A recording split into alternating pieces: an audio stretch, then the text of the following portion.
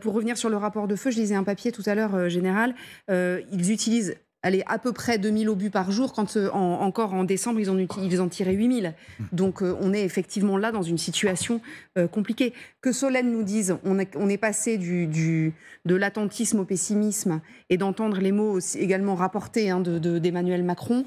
Franchement, c'est vrai qu'on prend tous un coup derrière la tête, mais ça vous surprend ou pas? Bah, non, ça ne me surprend pas si je me réfère aux faits, donc c'est pas une question de conviction. Quand on lit les comptes rendus des uns ou des autres depuis des semaines, on voit bien la dégradation sur Oui. le champ de bataille. Il n'y a pas que l'affaire des munitions. Moi, je dirais que le point clé qui a eu lieu, c'est la prise d'Adviska. Advika était Oui. un centre névralgique qui était au cœur de la ligne de front en termes de défense, vu que c'était un lieu fortifié, bien défendu depuis 2014, qui n'avait jamais été pris par les Russes. Et le fait que cette ville a été prise, pour moi, ça s'appelle une percée. Et ça veut dire que si les Russes ont bien planifié leur opération, une fois que la ville a été prise, ils étaient en mesure de l'exploiter. On l'avait évoqué à plusieurs reprises sur le plateau, on ne savait pas si c'était possible, mais il semblerait bien, quand on lit les comptes rendus encore d'aujourd'hui, que à l'ouest de la ville d'Avdiïvka, les Russes ont progressé de 8 à 10 kilomètres, malgré parfois des commentaires des Ukrainiens en disant on a réussi à les bloquer à tel ou tel endroit. Ouais, ouais. Ensuite, au nord. Au nord, je serais moins pessimiste dans la mesure, même s'il y a des avancées russes, elles ne sont pas importantes. Ça fait des mois qu'ils cherchent à avancer, qu'ils n'avancent pas. Et puis au sud, vous avez parlé de Robotinier, qui avait été perdu par les Russes suite à la contre-offensive ukrainienne. Ils n'ont pas repris ce village de moins de 500 habitants. Ils sont toujours en train de se battre au même endroit, les uns et les autres. Mais n'oublions pas, et c'est peut-être ça, peut-être qu'on est en train de payer en quelque sorte, tout le monde a été tellement convaincu que la contre-offensive ukrainienne allait apporter la victoire, que l'armée russe n'allait pas tenir, même s'il n'y avait pas tous les équipements du côté ukrainien, que finalement, aujourd'hui, on se rend compte que, certes, il y a eu l'échec d'une contre-attaque, une contre-offensive, c'est toujours possible, mais que surtout, les Russes ont réussi à repartir eux-mêmes à l'attaque. Et que là, on se retrouve en complet déficit, finalement, de moyens à donner aux Ukrainiens, qui se retrouvent bousculés, d'abord parce qu'ils ont perdu un point clé, qu'ils n'ont pas des lignes de défense suffisamment élaborées en arrière de la ligne de front qui a été perdue, et qu'aujourd'hui, ils essaient de rattraper autant que possible, je dirais, leur retard dans les fortifications notamment, pour essayer, à un moment donné, d'arrêter les Russes. Or, aujourd'hui, ça n'a pas l'air d'être le cas. Ce sont des retranchements de fortune, ce ne sont pas des retranchements élaborés, et les Russes ont parfaitement compris l'affaire, c'est pour ça qu'ils poussent. Et puis, pour conclure, sur l'aviation.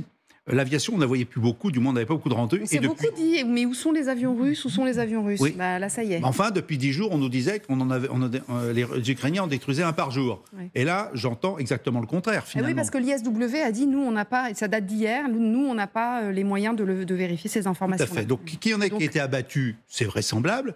Mais aujourd'hui, effectivement, il y a l'appui de l'arme aérienne parfaitement bien équipée, des forces terrestres, et qui peuvent avancer. La question qui peut se poser, jusqu'à où les Russes peuvent avancer, parce qu'une armée n'avance pas de 150 km comme ça.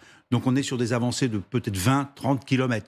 Donc je pense aussi qu'il y aura un essoufflement vraisemblable, mais pas sûr, un essoufflement vraisemblable des Russes dans une offensive qui se poursuit. L'essoufflement sur le terrain peut-être, Arlette, sur le terrain politique, pas du tout. Vous voyez ici la réaction de Moscou, c'est Dmitri Peskov en fait qui a réagi. Alors c'est intéressant parce que Emmanuel Macron a donc évoqué Vladimir Poutine et les avancées il y a une heure. La réunion s'est terminée il y a un peu plus d'une heure peut-être. Voilà ce que dit Dmitri Peskov aujourd'hui. Monsieur Macron est convaincu de sa politique consistant à vouloir infliger une défaite stratégique à notre pays. Il continue d'augmenter le niveau d'implication directe de la France. C'est de la menace, déjà assez clairement. La France s'implique de plus en plus.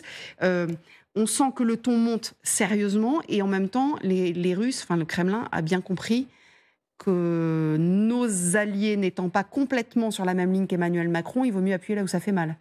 Alors d'abord, il se félicite sûrement de la différence, effectivement, et des divergences et des différences, donc encore une fois, exprimées par nos partenaires européens et même par les Américains sur les propos du président, qui remontent à plus d'une dizaine de jours maintenant.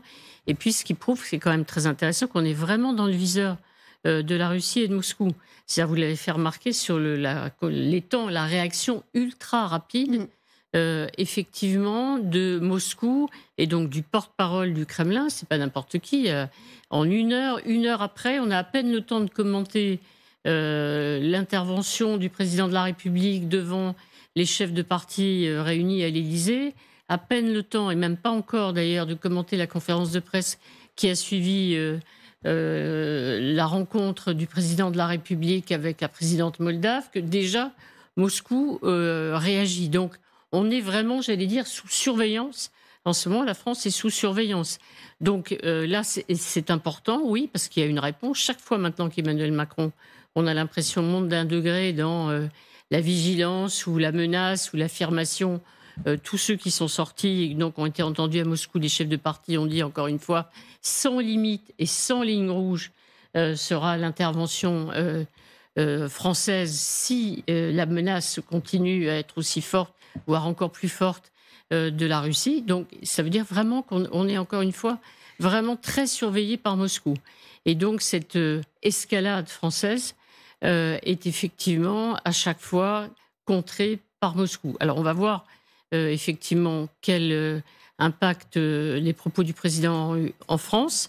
Et puis aussi, encore une fois, moi j'attends aussi des réactions sûrement européennes à cette affirmation du président de la République. On parlera peut-être de la vision pessimiste d'Emmanuel Macron, cette vision des combats, puisqu'on sait qu'il a, Salah Bouriou nous disait tout à l'heure qu'il a montré des cartes à ceux qu'il a rencontrés pour justifier le pessimisme de son analyse et donc la nécessité peut-être d'un sursaut, comme il l'a dit, à ce moment. En tout cas, on est tous effectivement assez étonnés de cette réaction russe aussi rapide. Alors, on va essayer de joindre... C'est bon, je peux joindre Jérôme Garraud? Il est avec nous, Jérôme. Pardon, on a mis un petit peu de temps à vous connecter. Jérôme, vous êtes à Moscou, évidemment. On était en train de relever, là, en plateau, avec Arlette Chabot, le fait que la réaction de Moscou est très, très rapide quand même. On était assez étonnés de cela. Racontez-nous comment on parle de notre pays en Russie, là, depuis quelques jours.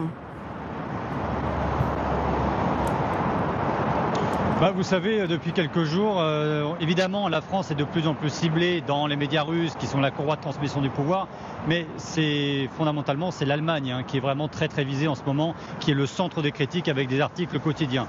Mais pour revenir à cette déclaration du Kremlin, ce qui est intéressant, le Kremlin qui dit, je vous le rappelle, qu'Emmanuel Macron accroît l'implication de la France en Ukraine. Vous voyez, c'est une phrase assez lapidaire, mais comme d'habitude, jusqu'ici, Vladimir Poutine n'a pas directement répondu d'ailleurs à la France. Souvenez-vous, la semaine dernière, lors de son allocution devant l'Assemblée fédérale, le président russe a mis en garde les Occidentaux à propos de cette idée d'envoyer hypothétiquement des troupes en Ukraine, mais il n'a pas désigné spécifiquement la France. Donc la position du Kremlin jusqu'ici, et ça se ressent aussi dans les médias, c'est plutôt d'ignorer ou de minimiser le rôle, l'importance que pourrait avoir Paris. On va voir si cette déclaration de Peskov, cette déclaration officielle du Kremlin, veut dire que l'attitude du pouvoir russe est en train de changer. Alors voilà, c'est évidemment la question qu'on se pose. Est-ce que l'attitude est en train de changer? Hier, on se posait la question dans l'émission, l'affrontement quasi direct entre Emmanuel Macron et Vladimir Poutine. Magali, le ton, il a sérieusement changé. Il y a 2 ans, il fallait respecter la Russie de Poutine. Et puis, à Noël, Emmanuel Macron disait il a mon numéro, il a qu'à m'appeler. Bon, là, on est passé à autre chose. Non, mais on a vraiment un président français qui se pose en chef de file de ceux qui veulent tenir tête à la Russie de Poutine. La question, c'est est-ce qu'il a raison européen. La question, c'est est-ce qu'il a raison ou est-ce que c'est trop risqué? C'est ça, en fait, la question qu'on se pose. Du côté de l'Élysée, on fait l'analyse qu'en fait, on n'a pas le choix, qu'il faut absolument tenir tête à Vladimir Poutine. C'est l'analyse de l'Élysée, qu'il faut avoir un discours extrêmement ferme, entretenir en plus cette forme d'incertitude stratégique, envoi ou pas de troupes au sol, mais en fait ne rien exclure, n'avoir aucune ligne rouge. C'est bien ce qu'ont dit les leaders politiques qui ont été reçus tout à l'heure à l'Élysée. Donc l'idée est là. L'idée française, c'est vraiment que maintenant, il ne faut plus rien céder à Vladimir Poutine parce que sinon, il continuera d'avancer.